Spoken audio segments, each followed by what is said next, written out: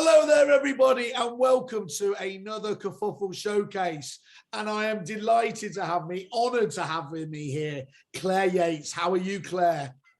I'm very well, thank you, Simon. Very well indeed. And we're talking about yourself, but we're also talking just as interestingly about Claire Yates training. So you've come back to the fold, your old love, your old joy of training the people, the wonderful people up within this industry, haven't you? So yes. You've decided you've titled this one, "What's different about CY training compared with other training providers?" I'm going to spend a few minutes just talking through that over the coming month. But first and foremost, for those people that have lived under a rock, would you just introduce yourself and give a bit of background for those people that don't know you? Yes, of course. So I'm a trainer with humble beginnings. So I started off a career in property just over 30 years ago. Started out as a part-time weekend receptionist up in Lancashire, funnily enough, while my babies were little. And I got the bug really quickly and went from estate agency to new build, from new build to holiday cottages, and then into working live as a panel manager. And I had the privilege of visiting over 2,500 estate agency branches. I think they all had donuts at the time as I went round. I saw that's a great claim. That I love the idea of just ticking these ones off as you're going around them all. That's brilliant. Yeah. So some people would have remembered me as the donut lady back in the day. And it was fantastic because I learned so much about estate agency, the different areas and how they work. And so after 4.5 years, I decided to help agents to sell more additional services, but also I'd recognise that solicitors needed help as well. Yeah. So they wanted help on how to actually form a better partnership with their estate agency referrers. So I started out as Claire Fletcher training back in 2002 and carried on with that until about 2014. And then, as most people do, I had a series of personal events which interfered with being self-employed. So I took some time out, went back into agency, took some properties on, did some property management, and then worked for TM Group, briefly selling searches to lawyers. And I discovered that what I missed most of all was going and helping estate agents and lawyers. And so I'm back in training again, and I'm loving it. Excellent. And a couple of things there jump out. So first of all, different referral opportunities, different referral streams. Should be at the top of everyone's list. It's very difficult to get right, isn't it? It's easy to dabble, I think it's fair to say, but to get that really ticking over, as some of us, I know your clients do so successfully, it's not unique by any means, is it? But it does need to be worked on. It can't happen accidentally. No, it needs to be worked on. The staff need to actually fully get on board with it for a start.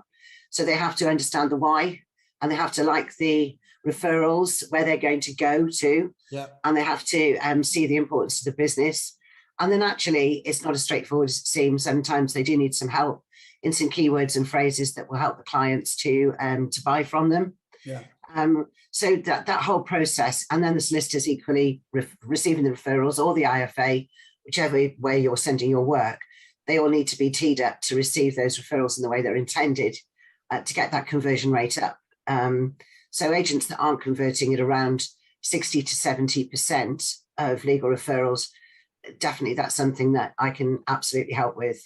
That's a great bar as well to be getting. That's okay. That's good. So, and I think that's a key element there, isn't it? You talk about taking the team with you. Too often the business owners, for the right reasons, can go with a particular supplier across any board, but if they forget about the staff, if you forget about it, it never works in the way that you intended it was going to do at the outset.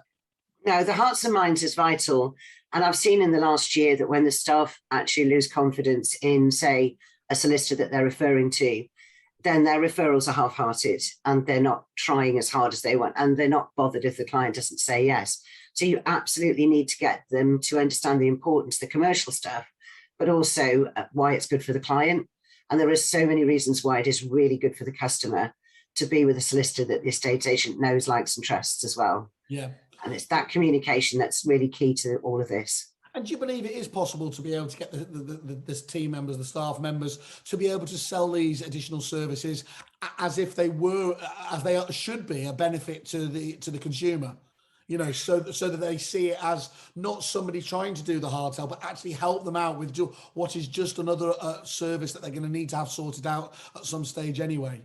Yeah. So one of the things that I quite often say to people is in order to move, you're actually going to need the help of three professionals. Okay. You've got me, and I'm going to be your fundraising. I'm going to sell your house for the highest possible price. Yep. The second person you're going to need is a financial advisor that's going to arrange for you to help you with all of those funds and what you can do with them. And the third person you need is a solicitor to arrange the transfers. You can do this the hard way and run up and down the high street, or you can just let me arrange it all for you, and it'll be much easier for you and for everybody else concerned. It is that easy. Not even a few minutes in, and you're already dropping gold dust, like pixie dust all over the place. Fantastic. That's what a wonderful, simplistic way of explaining it out there. And I can see how that would work very well with talking to the public. And we always forget, don't we? It's like, I don't know, when we first started, it always used to be put about that people buy or sell property every 6 or 7 years, which obviously we know now is way much longer and everything else there. The public just don't have any opportunity to get good at this unless they are investors, do they? To understand it really, now the vast majority anyway. So we need to understand how to explain it so simplistically like that to get them on side. Absolutely. And the other thing is, it's for the estate agent to recognise that they're having a game of this from the start. Yeah. That they don't know if the seller can sell, and they don't know if the buyer can buy. Yeah. And once they put the deal together, they're at the mercy of those professionals. So if they don't do something to influence that choice, then they're left with a stranger that the client brings them. So from a commercial point, that's not something you'd go into normally, would you, with a lot of confidence? No, but most people, if they look at the common sense, would say, why am I going to leave the client who knows nothing about conveyancing or sales progression to go and choose the professionals to get me paid? Yeah. So what was it specifically then, do you think, really made you get back into training? You said you missed the agents and the agency side of things. What is it about it that makes you so interested? There's an incredible buzz that you get as a trainer when you see light bulb moments going on around the room, when people actually recognize that the person I'm talking about is them. Yeah. And I've given them a way of phrasing something to a customer that they can not only take away but use. And then they come back to me and say, this is the difference that you've made. And that's already happening. I've only been back trading now for 6 months, and the feedback is already coming back to say that you've made a difference. Okay. And I can't get that by selling a product or a service to anybody else, apart from happy customers generally. But when I'm training in a room and it's agency specific and it's geography specific, so I get their market, yes, then the feeling that I get of being part of that company is irreplaceable, even if it's just for a day. So I get that. So I'm all over that. So we've just finished, obviously, EA Masters a couple of days ago. And that wonderful thing where you see clients of yours or friends of yours winning those awards up on the stage. And it's, it's just to be able to, get that halo effect, just to be there, to be pleased for them is a wonderful, it is a wonderful payback, isn't it? It is. So yeah, watching sort of new negotiators suddenly saying, so that's why we do it. Yeah. To get valuers going, I thought I knew it all, but actually I didn't. The slightly cynical ones that were like, sat there at the start of the training session like this, and then they warm up and then come round to it. That must go down very well. And again, going back to that fact, all of that, the donut tour, as you called it, there's not a part of the marketplace, or dare I say part of the country really, that you don't know pretty well, is there? No. Players, you'll know the intricacies of those individual marketplaces. Yeah, I had a small patch to cover for live. I covered from Penzance to Newcastle upon Tyne and Ipswich to Fishguard. So it's totally doable, totally manageable. But yeah, I've had the joy of working with some of the very best estate agents, both within that panel job, but also as a freelance. And you learn from every single agent. I never stop learning. Yeah. There was a great phrase that a young negotiator taught me the other day. And I said, how do you ask an open question to get the conversation started? And she just says, what's the plan? Oh, nice. Yeah, Can I ask you this question? How much is understanding the end game, what you're aiming towards, and how much is the importance in specific scripts? And you've just said something there that is a wonderful phrase that can't help. So there definitely is validity in learning these things, but is it just a balance of that, of trying to get there without it having to be too scripted, or is there still a real importance to learn these key phrases? I think some key phrases will always help you. Some go-to open questions are just perfect, so that when you're struggling to get the client to really converse with you, that you've got these questions to the side. But I think once you really master the art of conversation, because that's what we do, then actually it starts to come naturally and you don't need them. Yeah. But it's always good to have them. Even I have a couple of notes just to prompt me every so often. I can't literally ad lib all the way through. But I think also if they hear the words and they sound genuine and real, then it's very quick for them to start to put them into their vocabulary, and off they go. Yeah. Yeah. Okay. And are there some people, clearly there are, but are the vast majority of people coachable, trainable, or are there literally some that just are beyond helping? There are a few that are beyond helping. And in most cases, name them. Mainly their egos get in the way. That they don't believe that they can be taught any more about the business. That they think that what they're doing is really good, and they're so busy congratulating themselves that they forget that they're only as good as yesterday. Do those ones, I would take it though, that wouldn't normally be the guys at the top of it, because why would they get you in if they thought we know everything? So that will be people more junior in an organization that really are almost feeling a bit begrudged being brought to the training session. Yeah. I didn't ask to come. I don't think I should be here. That usually is the start. I'm quite often warned about them before I go in the room, just to let you know he's going to be a little bit difficult. Yeah. I guess the key thing with them is getting them to that the most important one there is self-awareness, isn't it? And it's a difficult challenge, but if you can break through there and let them know, just because this is the way you've always done things does not mean that there are other options. Yeah. Even if they don't take everything on board, if they can take a couple of bits out of the session, that's still got to be a win, hasn't it? Yeah. I think the most interesting thing has been that the pandemic has caused people to lose their way a bit. Valuers in particular are under enormous pressure to bring an instruction home when there's a shortage of property. And the tried and tested methods that they used to use in a slightly easier market are not necessarily working now. So there's a little bit of self-doubt breaking out. And I think that applicants are becoming more demanding as well. And so the straightforward, let me put you on the mailing list, which is an old-fashioned phrase, isn't it now? Yeah. These things aren't quite working. So I think when people go in and say, let's go and take a helicopter ride over the business, and I'm not going to teach you to suck eggs, but just let's go back to basics. Why are we doing it? Who are we doing it for? And what's the end result? Then most people start to sit down and quite enjoy it, because we're sort of pulling it together and then putting it back together. Isn't that, my perception is that people have always taught the talk, haven't they? Lots of business, you'll be more than aware of this. Loads of business said, we absolutely believe in training and development. It's critical to us. There's a downturn in the market and boom, there goes the training budget as the first thing. So they just don't practice what they preach. Clearly the gap between good, the best and the rest, I believe, is getting more and more. And those good ones are just doubling down. What I think is really interesting now, though, is there is a real keenness from the individuals themselves to self-develop, aren't they? Yes. And I think that has to be quite positive for us as well as an industry, but also for you guys as trainers, that some of these people will be asking, we used to have Claire Yates at our previous company. Can we get her back in? Because that's fantastic. And we learn so much from her. You must hear that on an ongoing basis quite regularly. Yeah, that's true. And I think the other thing is that those people are actually writing my next courses. So a company that I just work with specifically wanted their new ambitious, the newer recruits, the ambitious guys, to feel that the only route wasn't necessarily to be a valuer. Yes. And so they asked me to write a course on what a valuer does on a daily basis, the pressures, the highs, the lows, so that they could make a much more informed decision as to which direction they went. Yeah. But we also talked about the other key roles in agency and where you could still forge a career and be highly successful. And that's to drive that ambition, that want to be better. Yeah. And so a lot of what I try and build in is a bit of personal development about what are you reading? What are you doing for your own personal development? It can't all come from the business. Yeah. I talk about what I read and what inspires me.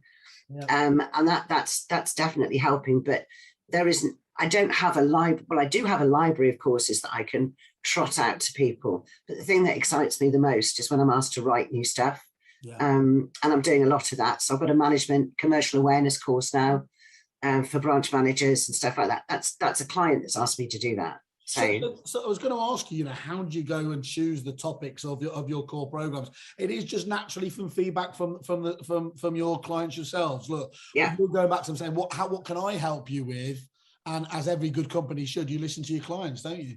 Yeah, and they tell me the outcome they're looking for, and I write the program around that outcome. So, and I always check back and say, is the content appropriate? You're happy with this? They sometimes supply me with some local stats to help me to make sure that I'm talking about their area and not some part of Oxfordshire where I live. So it has to be appropriate to their marketplace. But above all, they tell me what the challenge is, whether it's internal, staff retention, staff personal development, or whether it's external in terms of brand reputation and 5-star customer service. Excellent. Okay, and look here today, I can announce, can't I think in kind of a super signing like they do in football when somebody signs a Lionel Messi. We're really pleased to be having you coming on board with us with Campus, aren't we? So yes, you'll be going to be able to see some of your fantastic content. I've seen the topics in there, and I couldn't be more excited. So again, thanks for joining our own version of Netflix to try and drive standards up across the board. So we couldn't be any happier with that.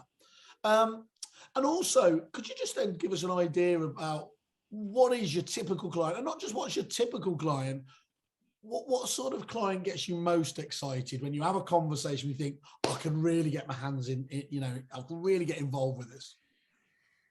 It's really difficult to say that because I've trained large single branch agencies up to mega agencies. I would say that probably my ideal client tends to be sort of 3 to 10 branches where there's a real diversity in terms of each branch has got its own local challenges. Each valuer, if they went across to another one, wouldn't automatically succeed without learning a bit about it. They've got a desire to bring their staff on, not just keep where they're going, and they want to hear what the feedback is from the courses, what the staff are also looking to learn. So but I've got a couple of meaty projects which are being tabled at the moment, and one of them involves a transition to managing their own panel, which is quite exciting. And that will involve training law firms as well as agents. And that's where you come into your absolutely unique, isn't it? Because you've been on both sides of the divide, haven't you? And yeah, let's face it, it shouldn't be, but it is a divide a lot of the time, isn't it? So to bring those two working in tandem, yeah, that's a great angle, isn't there? Yeah, so that's the sort of thing that I just get so excited about, because it's diverse, it's different, and it plays to obviously my strengths and knowledge, but also I love doing all the research. Yeah. And putting it all together, making sure that there's lots of laughter in the room. That's another thing that's key to me. I always joke and say the biggest idiot in the room will be me. I will fall over equipment and stumble over my words. On that one. What I get there though, Claire, as well, is those wonderful sort of mid-sized businesses as well, where keeping the consistency of service is absolutely critical, isn't it? So often when you go into them, you'll have some absolutely high-flying offices, but you'll have others, for whatever reason, they've lost a manager or just the uniqueness of their own marketplace. And that ain't great, isn't it? When you're looking at that as a helicopter view, you need to bring the more, float the boat, isn't it? Is the approach to try and bring everyone, because otherwise that can just lead to a very different service, and that's not great from a business point of view. No, and I think the other thing is that with the medium-sized, the sort of smaller to medium-sized businesses, it's very easy to work with the senior management team because they're all behind it. You haven't got anybody who's acting in a negative way, shall we say, a troublemaker, because everybody has agreed that this is what we're going to do. So once I've walked out of the room, they're going to positively enforce all of the training messages, because I can't work a miracle in one day or 2 or 3 days. It needs to be embedded into the company's practice and culture. So working with slightly smaller businesses rather than the big boys enables me to make it personal for everybody there. How long does that kind of getting to know you, if you were a tech company, they would call that an onboarding process. How long does it take you to get a good feel for what the company is and where you can help them out? Probably about 2 or 3 conversations initially with the senior management team. And depending on where the firm is located, I'll start to do a bit of mystery shopping as well, just to make sure that the image that the senior management team of the business is the same one that I get, because sometimes it isn't.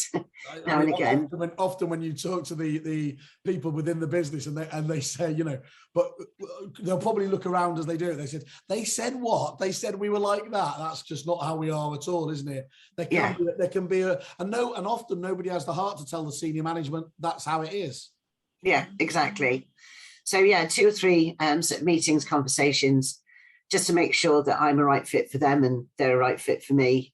And there's no point in promising to do something for a company that I know I can't achieve. So I'll never make promises I can't keep. But if I do deliver, it's a matter of personal pride that they get what they want at the end. Absolutely great. So I mean, I've seen, as I said, some of the standard courses that you do, which are, you know, absolutely fantastic.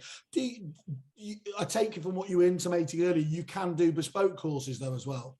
Yeah, I love doing bespoke. There's very little that I wouldn't lend my hand to, except compliance, because compliance sends me to sleep. You know, we're more similar than I mean, I know we like a glass of Sauvignon Blanc, but compliance is not my thing either on that one. Okay, how do you? Is that again just having a conversation with you, seeing, and you go away and then say, actually, I can put this together? Yeah, absolutely. And I put, as I said, a skeleton together of what I think should be in it, and then just check back that I'm on the right course, because it will take a bit of writing. If it's a really meaty course, then I may have to make a charge to a firm for some course preparation as well as the actual delivery, because it can sometimes take me 2 or 3 days to put something together. But as far as I'm concerned, it's getting it right. And if I get a raving fan, then that makes a huge difference to my business, because the referrals and recommendations come in. Absolutely makes sense. What do you perceive as being some of the biggest challenges at the moment out there in agency, from who would benefit most from which courses you do? That's a really good one. So going back into the training room and getting some honesty from everybody. One of the things I'd love to get right is applicant management. Okay. And I think the applicant right now, because there's so many of them and there's hardly any property, are not being treated terribly well by the industry. No. And I have a feeling that many of them are going back and telling their parents, their mates, about how they were treated as unimportant, not interesting to anybody. And having got 2 sons who've just bought their houses in the last 3 years, and how important it is to them that they've got somebody they can talk to, I think we're making a huge error in either over-promising, asking people to go on the system for no purpose other than just to take data. That's mad. And look, you know my previous background, but we've got a lot to answer for, because you can actually, I'm sure you, if you've been in that many agencies, you can almost tell which computer package they use by the way that they register it and the questions they ask, because they're literally following it in a kind of computer says no, regimented system that does not give you that kind of the empathy you need to be getting across at that vital first moment, is it? Now, they're terrible conversations. And the other thing is that nobody actually explains to the applicant what they're going to get by being on the system. The first thing we need to sort out is that hideous phrase, applicant. What, I have to apply for a property. And that, as you said, that's almost how it feels at the moment, doesn't it? Oh, it's awful. But, you know, the honest approach for somebody who's just looking is to say to them, there's no point in taking your details at this stage, because until you're actually ready, there's not much I can do. But the portals provide a brilliant service, and you can set up alerts. And in many cases, you're going to get that first. And I think a bit of honesty. But talking to some of the negotiators, they hadn't really understood why everybody was going on the system. They just got used to doing it. Yeah. So the moment that you start asking a question, they're going, do we have your details? And off they go. So it's a terrible conversation. And vendors, I mean, that's another lovely phrase. Yeah. The rest of the property industry has dropped the phrase vendor, but we've still got it. And what's one of those? Yeah, it's staggering, isn't it? And again, all of these phrases just puts that level of distance between you and your ultimate your end client, which is never great in any industry, is it?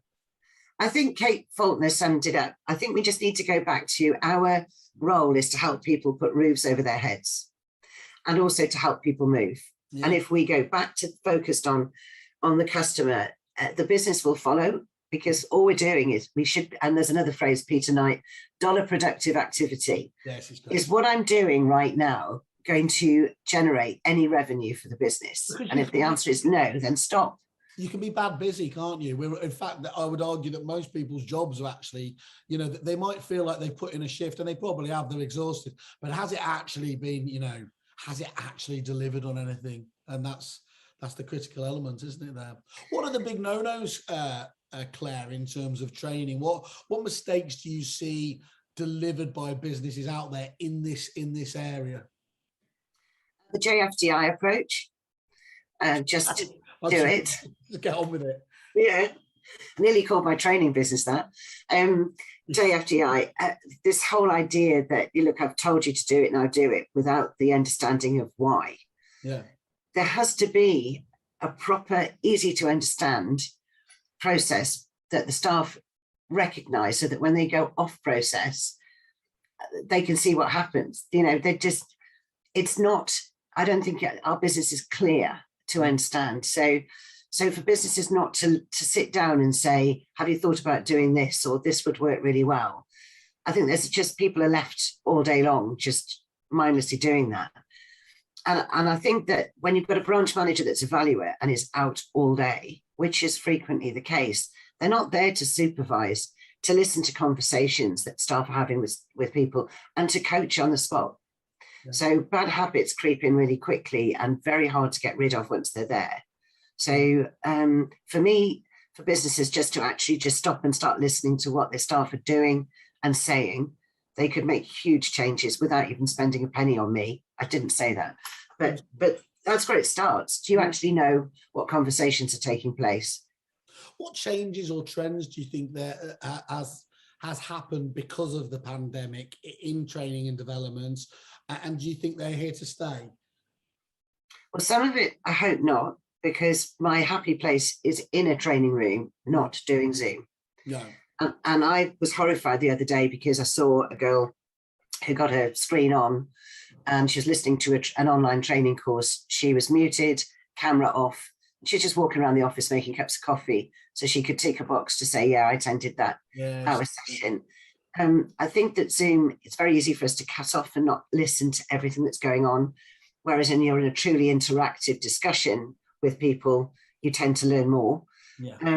So Zoom is great for, I think, for learning the technicalities of the business, the basics, but the real psychology stuff, I think, still needs to be done. But you want to be in the room, you want to be able to feel it, because sales is famously a people person business. Yeah. I think some of the positives are that we don't have to do as much as we did. We don't have to be present as much. I think flexible working needs to come in, so we retain some really talented staff who find the hours, quite frankly, terrifying when you've got kids. And I don't think being a parent should stop you being a great agent. Okay. So I think that we can learn a lot from looking at how other businesses, and we have to respect the fact that our clients have taken time to know more and they become more knowledgeable every year. Yeah. So we have to start to respect them and not keep implying that we practice a dark art that they'll never understand. Because unfortunately, just trust me, I'll take you through this. Yeah. That's really interesting. I think, for me, Zoom, it feels like, it's great once you've got the relationship. You can connect almost just as easily. Any of us who've had kind of in lockdown, we kind of had the drinks parties.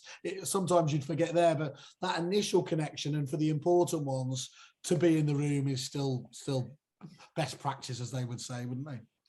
Well, yeah, and I think it's being able to watch everybody, because for me as a trainer, I watch their body language and I can spot if somebody's not saying anything. Yes. When you're just talking to a laptop and occasionally you might see a little person's camera lighter, it's really, really difficult to supervise and to include everyone.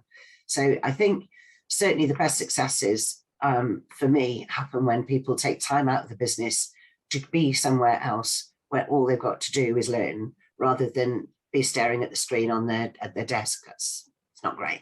Yes. Okay. Cool. And I mean, we've spoken about a whole host of different things you enjoy, but what do you love best about your job? Oh gosh, that's such a tough one to answer. As I said to you, I think I love meeting new people, and I do every day, and I love learning about business. I love delighting people. Obviously I'm a people pleaser, so there's nothing that gives me a bigger buzz than to be given a big thank you and the feedback that it's good. But I think at the end of the day, I'm not just a people pleaser. I love to help people, and to know that I've made a difference means I sleep at night with a big smile on my face, and it just feels fab. So I always want to be helping people, and certainly having sold a product for the last 4.5 years, which was tough, and having to try and get that conversation started and then really sell hard. Being able to do something where I feel I'm making a bigger difference now is just so rewarding. But you've got, as we said before, you were crossing that divide with the conveyancing side, obviously you're understanding the agency side, understanding the prop tech side of things. That's 3 very strong elements to what makes property tick, isn't it? Yeah. And relevance. Yes. And I actually think that if we start to go back to, I suppose, some old-fashioned things, which was there was a collaboration between a lawyer, an estate agent, and a financial advisor and the surveyor. And we seem to have lost that. Yeah. And I'm really keen to bring that sense that we have one client and we have to work together to help that one client move. We've all been engaged for the same purpose. Yeah. And I think we've started to sort of throw a hot potato around and just blame people for things that aren't going right. Well, that's just the wider world, isn't it, really, unfortunately? Yeah.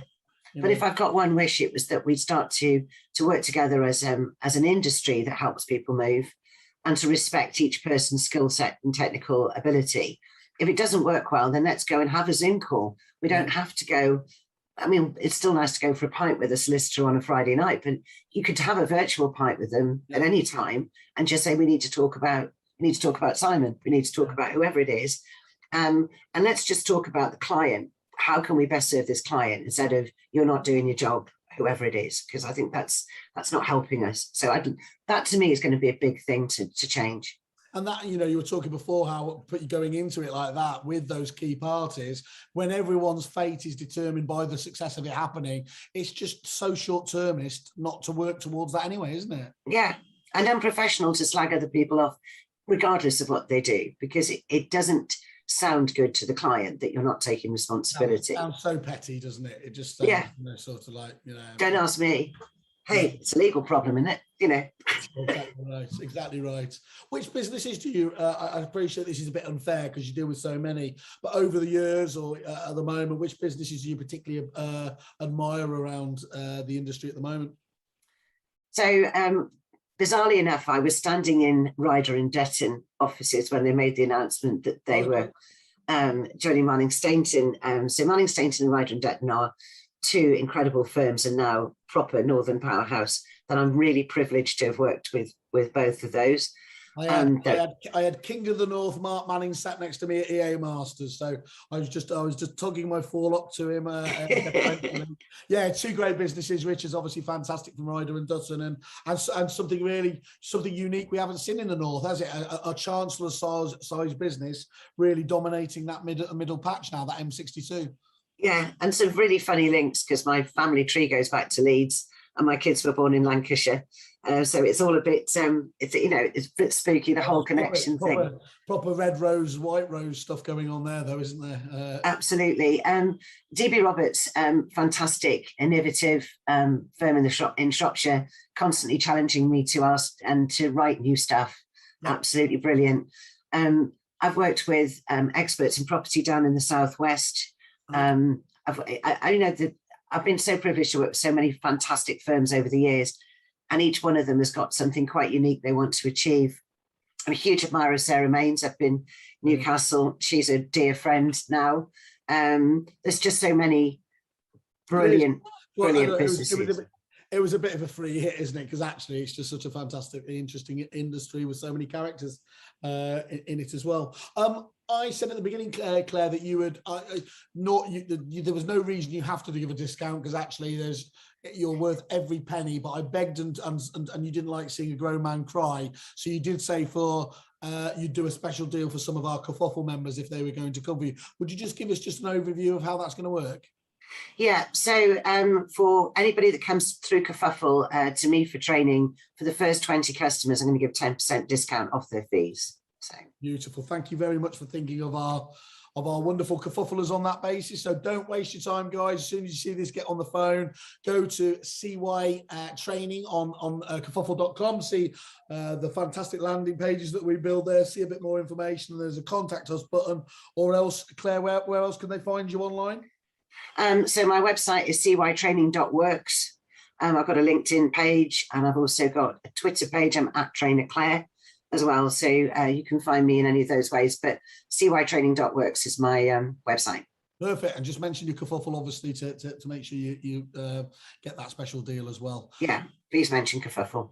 Of course, Claire, we're going to be obviously talking to each other very, very much so over the coming weeks and months, not least because of Campus, as we mentioned before, our platform there. I can't wait to get into more detail with you as we obviously see CY Training develop, as inevitably it's going to do fantastically well.